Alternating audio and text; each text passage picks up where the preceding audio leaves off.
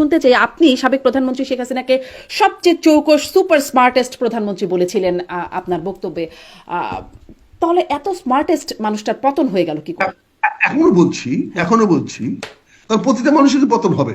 আলেকজান্ডারও তো পতন হয়েছে, এমন তো কোনো লোক নেই পতন হয় না। এমন কিভাবে পতন হয়েছে? উনি তো পূর্ণ ক্ষমতা নিয়ে দেশ ত্যাগ করেছেন, ক্ষমতাশালী হিসেবে দেশ ত্যাগ করেছেন। উনি যদি দেশের অমঙ্গল চাইতেন, দেশের মানুষের উপর যদি গুলির অর্ডার দিতেন, তাহলে কে গুলি করতো না? উনি যদি রক্তগঙ্গ বয়ে দিতেন, কেন চীনের এই শি জিনপিং 10,000 ছাত্র মারে নাই, মানে এখনো ক্ষমতায় আছে না? কেন নেতা মারতেছে না হামাসকে? ক্ষমতায় আছে না? ক্ষমতা চলে গেছে। এরদোগান সাহেব তুরস্কে মারতেছেন না, উনি চলে গেছেন। শেখ হাসিনা মারেন নাই, না মেরে উনি যুদ্ধে ক্ষান্ত দিয়ে চলে গেছেন, যা তোরা চালা, আমি চালাইছি। চলে গেলেন না তাকে বাধ্য করা হলো চলে যেতে?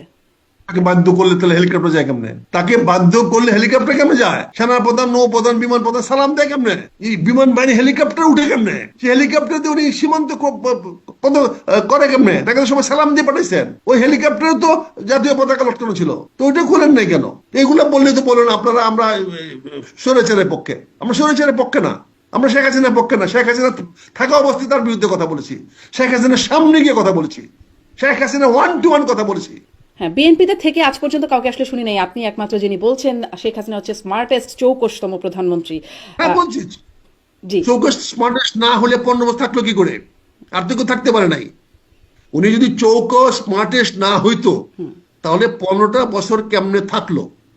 উনি যদি স্মার্টেস্ট না হইতো তাহলে উনি এখনো কেমনে বেঁচে আছেন? উনি যদি চৌকস এবং স্মার্টেস্ট না হইতো তাহলে এখনো তিনি রাষ্ট্রীয় সুযোগ সুবিধা কেমনে ভোগ করতেছেন? মানে ওনার ক্ষতি করতে পারেন নাই, উনি বেরিয়ে গেছে। এখন তো মামলা মোকদ্দমা হবেই, কত মামলা, এই রাজনীতিবিদদের মামলা খাই। শোনেন, 75 সনে আওয়ামী লীগের এমন কোন নেতা ছিল না জেলে যায়নি। আওয়ামী লীগের প্রথম সারির নেতারা কেউ জেলে বাইরে ছিল না, সব জেলে গেছে। এরকম 2, 4, 5 মাস, 6 মাস, 1 বছর, 2 বছর জেল খাটার অভ্যাস রাজনীতিবিদদের আছে। দেশের মধ্যে খালেদা জিয়াও 7.5 বছর জেল কাটছে, এক নাগারে কাটছে, জেলে পড়ে রয়েছে। আপনারা একদিন জেলে খাটলে পাওয়া যাবে না, খুঁজে কানতে কানতে চলে যাবে। আমরা দেখছি না যে কি অবস্থা হয়। কাজেই রাজনীতিবিদরা এই সমস্ত 2-3 বছর 5 বছর জেলে গেছে না।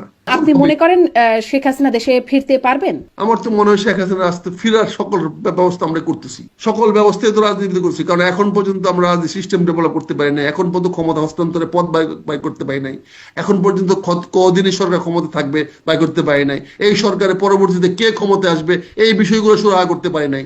তাহলে এইগুলোর জবাবটা তো কেউ না কেউ দিতে হবে। তখন কি করবেন? তখন তো কেউ না কেউ আসবে। আমার প্রশ্নটা হলো, আসলে কি শেখ হাসিনা পালিয়ে গেছেন? যদি উনি পালিয়ে যেতে থাকেন, পালিয়ে যাও কাকে বলে? উনি কি নিজে গাড়ি ড্রাইভ করে চলে গেছেন? উনি কি দৌড়ে চলে গেছেন? উনি কিভাবে গেছেন? উনি হেঁটে হেঁটে একটা গাড়িতে উঠেছেন, সেই গাড়ি একজন ড্রাইভ করেছেন, আমরা দেখেছি দৃশ্যটা। তারপর সেই গাড়িটাকে তাকে হেলিপ্যাডে নিয়ে গেছেন, একজন এয়ার স্ট্রিপে নিয়ে গেছে। ওখান থেকে উনি যাওয়ার পর ওখান থেকে উনি প্লেনে উঠেছেন, এবং সেটা বিমান বাহিনী প্লেন বলা হচ্ছে। এবং সেই বিমান বাহিনী প্লেনে যারা চালিয়ে নিয়ে গেছেন, উনি কি নিজে চালিয়েছেন? না, যারা চালিয়ে নিয়ে গেছেন যারা বিমান বাহিনীর লোক, তা নিয়ে ভারতে গিয়েছেন। ভারতের যে গাজিয়াবাদ যে এয়ারবেজ, সেখানে তারা নামিয়ে ল্যান্ড করেছেন। ওখানে ওনাকে রেখে সেই প্লেনটাকে উনি রয়ে গেছেন আর চলে এসেছে। প্লেনটা আবার দেশেই চলে এসেছে। যারা প্লেনটা চালিয়ে নিয়ে গেছে তারা কেমন চাকরিতে নেই? আছে তো, তারা তো বিমান বাহিনীতে চাকরি করছে। এই প্লেনটা তো আবার বিমান বাহিনীর বহরেই যুক্ত হয়েছে। তাহলে উনি পালালেন কিভাবে?